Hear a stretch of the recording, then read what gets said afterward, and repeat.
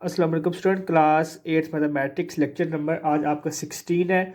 और आज last lecture में हमने लॉगरिथम के बारे में पढ़ा था और हमने सीखा था कि कॉमन लॉगरिथम कौन सा होता है, और उसके अलावा आपने पढ़ा था कि नेचुरल लॉगरिथम क्या होता है। उसके बाद हमने कुछ पढ़ा था logarithm of a real numbers, उसकी हमने कुछ डेफिनेशंस पढ़ी थी, जैसे हमने कॉमन की भी पढ़ी थी और नेचुरल लॉगरिथम की भी डेफिनेशन पढ़ी थी। जो आज का हमारा टॉपिक है, सबसे पहले हमने एक्सरसाइज एग्जांपल नंबर 3 सॉल्व करनी है, जो कि आपके पास गिवन है। फाइंड द लॉग आपने फाइंड कर रहा है। नीचे 4 है, 2 बेस में 4 आ रहा है, ऊपर 2 है। I E find the log of 2 of the base 4। आपने लॉग फाइंड करना है 2 का, जिसकी बेस क्या है 4 है। चलिए हम इसका सोल्यूशन स्टार्ट करते हैं। ये पेज नंबर आपके पास 80 पे एग्जांपल मौजूद है, तो आप नंबर पेज जब 80 खोलेंगे, इस एग्जांपल का नंबर है एग्जांपल नंबर 3 है, ये आपके पास पेज 18 पे। तो इसका सोल्यूशन स्टार्ट करते हैं। सोल्यूशन स्टार्ट करने से पहले मैं आपको कल भी एक चीज़ समझाई थी कि आप ना लॉगरिथम के फॉर्म में कैसे लिखते हैं। आज भी इंशाल्लाह फ्यूचर ये चीज़ें हम डिस्कस करेंगे। तो इसका स्टार्ट करें। सबसे पहले आपने लेट जो आपके पास गिवन वैल्यू दी होती है, आपने उसको इक्वल कर देना है एक्स के साथ, ठीक है। देन जब हम उसको एक्सपोनेंट फॉर्म लिखते हैं, क्योंकि हमने पढ़ा था कि दो किस्म के लॉ होते हैं, एक होता है कॉमन लॉ और एक क्या होता है आपके पास नेचुरल लॉ होता है। और नेचुरल लॉ को हमने एक बार में लिखा था। तो अगर जैसा कि आप इसको इट्स एक्सपोनेंट फॉर्म जो हम लिखेंगे वो आपके पास होगी, वो आपके पास होगी 4 की power x is equal to 2। अभी जो बेस हो जाती होती है, ये सामने चली जाती होती है, जो सामने वाला होता है वो इसकी पावर बन जाती होती है इक्वल टू 2। अब आपने एक चीज़ पढ़ी होगी कि दो अगर दोनों बेसिस सेम हो तो हम उनकी पावर्स को आपस में कंपेयर कर लेते हैं। अब ये 4 लिखा गया, अगर हमें इसका एलसीएम फाइंड करूँ 4 का, तो क्या होगा 2 टू जार एंड 2 1 जार। तो ये आपके पास क्या आ गया 2 की पावर 2 आ गया into x is equal to क्या आ गया 2 की पावर 1। अब ये 2 आपके पास ये 2x इज इक्वल टू 2 की पावर 1। अब देखें इनकी जो है बेसिस सेम है, तो पावर क्या होगी आपस में इक्वल होगी। क्लास 7 में भी आपने ये चीज़ पढ़ी हुई है कि जब बेसिस सेम हो तो पावर्स क्या हो जाती हैं, इक्वल हो जाती होती हैं। तो आपके पास 2x इज इक्वल टू क्या आ गया 1 आ गया। इसी तरह आपके पास x की वैल्यू यहाँ पे 2 मल्टीप्लाई हो रहा है, यहाँ पे क्या हो गया जाके डिवाइड हो गया। x की वैल्यू आपके पास क्या आ गई 1/2 आ गई। नेक्स्ट तो हमारे पास टॉपिक है वो है डेफिनेशन ऑफ लॉगरिथम, जो कि आपने 10 कल भी पढ़ी थी।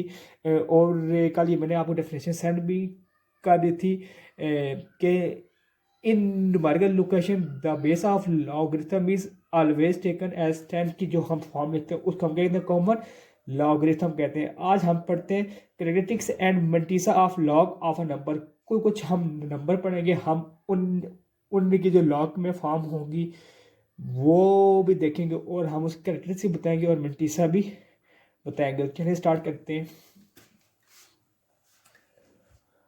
Characteristics and mantissa of log of a number.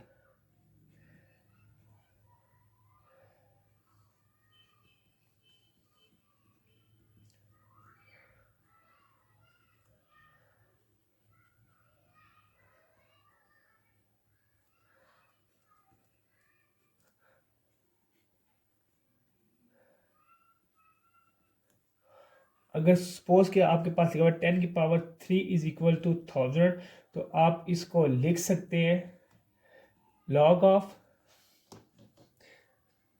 1000 is equal to 3। Let's suppose इसी तरह जब आपके पास 10 की पावर 2 इज इक्वल टू 100 आएगा, तो आप इसको इस भी फॉर्म में लिख सकते हैं log of 100 is equal to क्या है आपके पास 2 की इक्वल है, जो लॉग ऑफ 1000 है वो आपके पास 3 के इक्वल होगा। ये इसकी ना वैल्यूज है। और इसी तरह लॉग ऑफ 100 क्या होगा आपके पास 2 के इक्वल होगा। इसी तरह आपके पास जो लॉग ऑफ 10 होगा वो आपके पास 1 के इक्वल होगा। और ये जो आपके पास 10 की पावर 0 का लॉग होगा वो इक्वल टू क्या होगा लॉग वो होगा लॉग ऑफ 1, जो इक्वल टू क्या होगा 0 होगा। इसी तरह अगर आपके पास है 10 की पावर 1, तो आप इसको 10 कहते हैं। अब जो लॉग है 10 का आपके पास क्या है, वो 1 है। आपने ये चीज़ हमेशा याद रखनी है कि जब लॉग ऑफ 1000 होगा तो इसकी वैल्यू क्या होगी, 3 होगी। लॉग ऑफ 100 की वैल्यू क्या होगी, 2 होगी। लॉग ऑफ 10 की वैल्यू क्या होगी, 1 होगी। और log ऑफ 1 की वैल्यू आपके पास। नेक्स्ट टॉपिक है characteristics logarithm of a number जो ग्रेटर देन 1 होगा। ऐसा नंबर जो कि 1 डिजिट इंटीग्रल पार्ट है तो उसकी कैरेक्टरिस्टिक्स क्या होगी, आपके पास 0 होगी। और ऐसा नंबर ये आप लिख लें, 1 digit in the integral part, then its characteristics क्या होगी,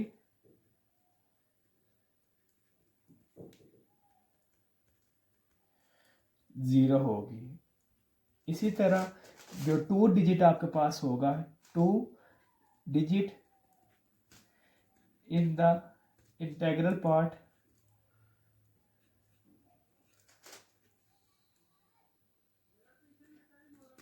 दैट्स कैरेक्टरिस्टिक्स इज 1 होगी उसकी।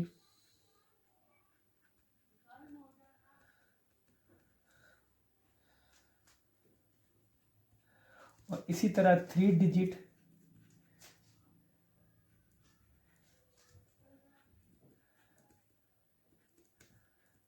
इन द इंटीग्रल पार्ट,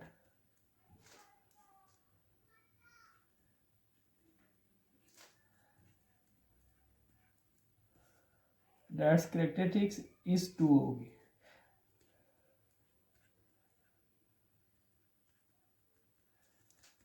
अब इसी तरह ना अप टू 100, इसी तरह जब 4 डिजिट होगा उस कैरेक्टरिस्टिक्स 3 होगी। इसी तरह जब 5 होगा तो उस कैरेक्टरिस्टिक्स 4 होगी अप टू 100। अब हम ना एग्जाम्पल के तौर पे कुछ हम नंबर लेते हैं, देन हम उसका ना साइंटिफिक नोटेशन भी ड्रा कर लेते हैं और कैरेक्टरिस्टिक्स भी हम उसके बता देते हैं। कुछ हम ये एग्जाम्पल पेज नंबर, ये जो है आपके पास ये है पेज नंबर 61। और ये लास्ट टॉपिक था वो आपके पास पेज नंबर था, सॉरी पेज नंबर 60 था लास्ट वाला, और ये क्या आपके पास 61 है। इस पे आपके पास एग्जांपल्स दी हुई है ने कुछ एग्जांपल तौर पे आपके पास एक नंबर दिए गए हैं, नंबर्स आपके पास दिए गए 1.02, देन आपके पास कुछ दिया 99.6, 102, और देन आपके पास दिया हुआ 1662.4। अब आपने इसकी साइंटिफिक नोटेशन भी लिखनी है और then characteristics of a logarithm भी आपने इसका ड्रा करना है। आपने इसकी लिखनी है साइंटिफिक नोटेशन,